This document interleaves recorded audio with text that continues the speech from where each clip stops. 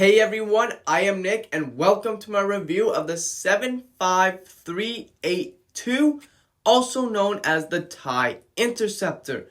And this is the newest set for the UCS lineup that came out of May 2024 for only $300 Canadian, with a piece count of 1,931 pieces. This set is also a counterpart of last year's UCS set, being the X-Wing that we got in May of 2023. Taking a look at the back of the box, and it shows you the TIE Interceptor on the stand, and also the back of the TIE, and this little cool piece of artwork they added. But if you take a look at the bottom left of the box, it will tell you the dimensions of the Lego set, and that is being 16 inches wide and 13 inches tall. Now let's get into the box. Since it is not a playset, we do not need to worry about cutting around the box, but instead cutting the two pieces of tape and then dumping the bags onto the table. In the box, you will be finding 22 numbered bags, one manual, and one sticker sheet. If you decide to take a look inside the manual, you will find information about the Interceptor and neat artwork that the designers put in there. After putting all of the bags together, we are greeted to probably my third favorite UCS set that I have in my collection. This set in person will take your breath away, and it is honestly bigger than I thought it would be, considering the piece count it has. And for the building experience, it was fun. It was one of those sets where you just didn't want to stop building and keep going. Nothing was difficult or challenging to put together, so that is good. Starting off with the cockpit of the ship, and I should also mention this is where all of the stickers will be placed as well. But inside you have all of the screens that, like I have said before, have stickers on them, giving them the detail it needs. And I liked how Lego made the seat for the TIE pilot to sit in, and you could also see the yoke of the Interceptor, which is a neat detail. If you're wondering if the TIE pilot could actually fit in the seat of the cockpit, well, behold to be surprised, because he does. He actually fits pretty snug in there, so there will not be any rattling around. And one more detail that I forgot to point out is if you look in the direct middle of the Interceptor screen, you could see a tiny X-Wing sticker informing that the TIE Interceptor is going after an X-Wing, which is pretty cool. Going on to the outside of the cockpit really does put a smile on my face because of the window piece. It is 100% printed, and I think it really does look good here. Not just because it is printed, but because I like how they made it tinted as well, so you can't really see inside of the Interceptor. It gives it more of a stealth look to it, but what doesn't really put a smile on my face is that the laser cannons are red.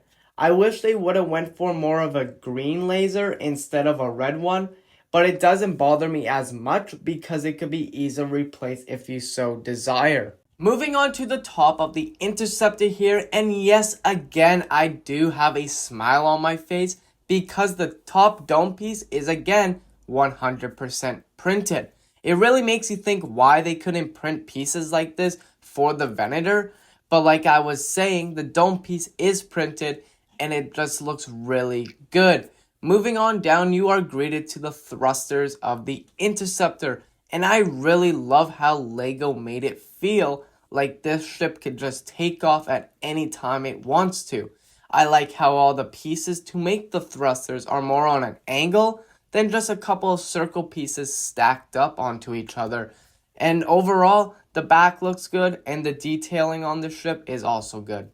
If we head our way into the inside of the wings of the Interceptor, I really like the fact that Lego didn't forget about adding detail inside the wings here. I think it gives it more character than if they just decided to leave it blank. I like all the different parts and the pieces that were used to make it look like the cockpit is really attached to the wings, kind of like it was welded together.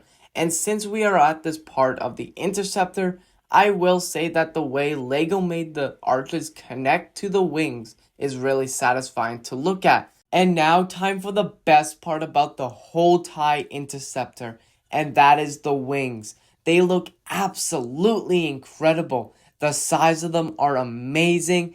Just these big monster of wings that just look, like I said, incredible. I just love how it is all stud and not a smooth plate in sight.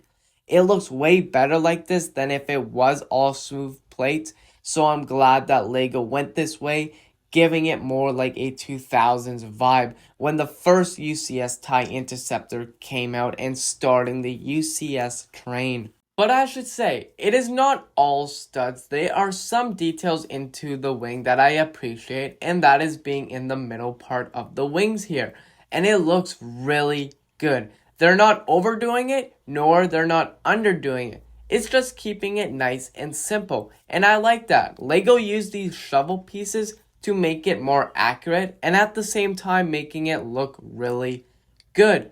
And for the middle part of the wing, that's where all the detail is mostly. And I just love the parts that they use there to make it stand out, like using the train wheel. At least that's what I think it looks like. And the backwards 1x2 plate, making it pop out. And if you're wondering if both sides are the same, yes they are. They're just mirrored. And for the laser cannons, LEGO did the best they could, and I am not complaining. They look really good from up close, and they look really good from far away. I like how they used the gun pieces as well, and the lightsaber hilts to make them. Hey guys, so now we're doing a swooshability test on the TIE Interceptor. But first I want to show you guys how to hold it. All you need to do is just hold any of the gray pieces and not the wings. It tells you that in the manual, but just to tell you guys, hold it anywhere from the cockpit to the arms here, just not the wings. But let's give it a swooshability test and see if you guys can swoosh it around without breaking it.